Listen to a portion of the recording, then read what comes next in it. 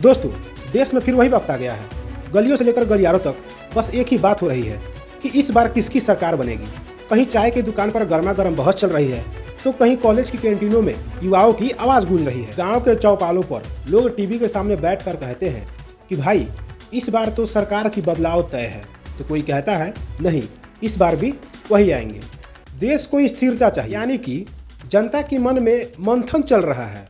उत्साह भी है, उम्मीद भी है और थोड़ी बेचैनी भी। कहीं लोग कहते हैं विकास हुआ है तो कहीं लोग कहते हैं नहीं, अभी बहुत कुछ बाकी है।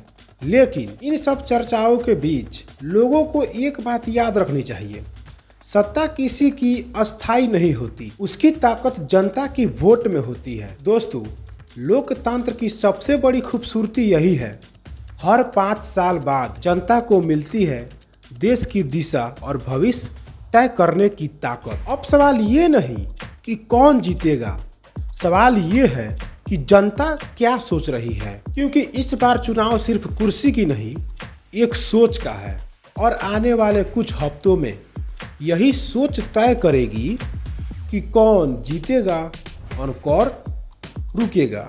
दोस्तों, जब चुनाव करीब आता है तो सबसे बड़ी ताकत बनती है जनता की राय, और इस बार जनता की मूड थोड़ा बदली हुई है। गांव से लेकर शहर तक, मजदूर से लेकर इंजीनियर तक, सब कोई एक बात कह रहा है कि अब वक्त आ गया है काम पर बात करने की। कहीं लोग कहते हैं कि रोजगार चाहिए, तो कहीं लोग कहते हैं कि महंगाई कम होनी चाहिए। किसान कहते हैं कि हमारा अनाज तो देश का पेट भरता है, लेकिन हमारी झोली अभी भी खाली है। और नौजवान कहते हैं डिग्री तो मिल गई पर नौकरी अभी भी सपना बनकर रह गया है। दोस्तों, ये वही युवा है जो डिजिटल इंडिया में यकीन रखते हैं पर अब रोजगार इंडिया में भी देखना चाहते हैं। इधर महिलाएं कहती है कि सुरक्षा और सम्मान हमारी पहली जरूरत है, और बुजुर्ग कहते हैं हमें बस इतना चाहिए कि देश शांति से चल सके। अब बात करते हैं शहर बनाम गांव की। शहर में लोग कहते हैं कि सड़कें तो बन गई लेकिन ट्रैफिक अभी भी नहीं घटा। गांव में लोग कहते हैं बिजली तो आ गई लेकिन रोज नहीं आती। यानी विकास तो हुआ है लेकिन अभी भी उम्मीद बहुत बड़ी है। सोशल मीडिया पर बहस चल रही है, इंस्टाग्राम पर रील्स बन रहे हैं, ट्विटर पर ट्रेंड चल रहे हैं और हर कोई अपना राय दे रहा है कि इस बार कौन आएगा। लेकिन सबसे बड़ी और सबसे असली सवाल ये है कि क्या ये राय ग्राउंड रियलिटी से मेल खाती है, क्योंकि ट्रेंडिंग हैशटैग से ज्यादा जमीन की सच्चाई मायने रखती है। इस बार जनता चेहरा नहीं देख रही, काम देख रही है। वो पूछ रहे हैं कि पिछले 5 सालों में मेरे इलाकों में क्या बदला, मेरे बच्चों का भविष्य कितना सुरक्षित है, क्या मेरे वोट देने से फर्क पड़ता है। और यही सवाल किसी भी लोकतंत्र की असली धड़कन है। दोस्तों, इस बार चुनाव सिर्फ सत्ता की नहीं, जनता की भरोसे का इम्तिहान है। लोग अब वादों से आगे बढ़ चुके हैं, उन्हें नतीजा चाहिए, सच्चाई चाहिए और जवाबदेही चाहिए। कौन आएगा ये तो नतीजे बताएंगे, ये तो समय की बात है। खैर छोड़िए, लेकिन जनता अब जाग चुकी है, यही सबसे बड़ी बदलाव है। दोस्तों, हर चुनाव हमें एक सवाल देती है, क्या हम वाकई बदलते हैं या सिर्फ चेहरे बदलते हैं। अगर हम पिछले कुछ चुनावी स्टेटस को देखें तो पैटर्न हमें साफ दिखता है। हर बार जनता अपनी उम्मीद के साथ वोट डालती है, लेकिन नतीजा आने के बाद वही सवाल दोहराती है, क्या वाकई कुछ बदला। 2014 में जनता ने कही हमें नया भारत चाहिए, 2019 में जनता ने कही हमें स्थिर भारत चाहिए, और अब 2025 की दहलीज पर खड़ी जनता कह रही है सशक्त भारत चाहिए।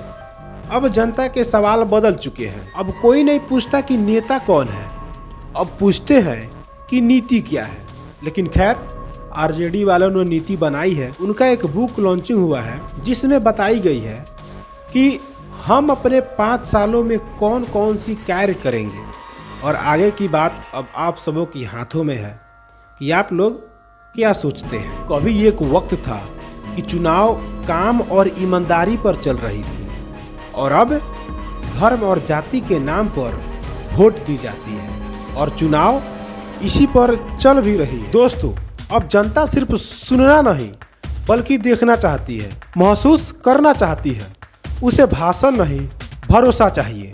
और यही बदलाव भारत की लोकतंत्र की सबसे बड़ी ताकत है। अगर आप आंकड़ों पर नजर डालें तो आपको समझ आएगा कि हर राज्य में अलग लहर चल रही है। कहीं लोग विकास की तरजीह दे रहे हैं तो कहीं बेरोजगारी सबसे बड़ा मुद्दा बन गया है। कहीं किसान की आवाज बुलंद है तो कहीं नौजवान की सपना टूटा हुआ है। मगर सच यही है, हर मुद्दा, हर नाराजगी और हर उम्मीदें जाकर ठहरती है तो आखिरकार एक वोट मशीन पर ही, और वो एक बटन किसी भी नेता का तकदीर बदल सकता है। क्योंकि लोकतंत्र की सबसे बड़ी और सबसे असली खूबसूरती यही है, यहाँ जनता राजा है और नेता सेवक।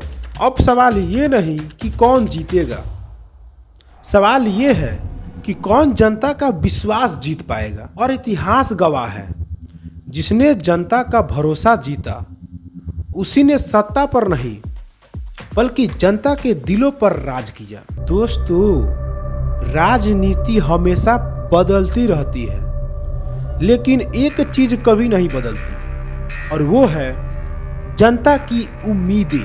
हर चुनाव एक नया अध्याय है पर किताब वही रहती है, भारत का लोकतंत्र, जिसे लिखती है सिर्फ और सिर्फ जनता।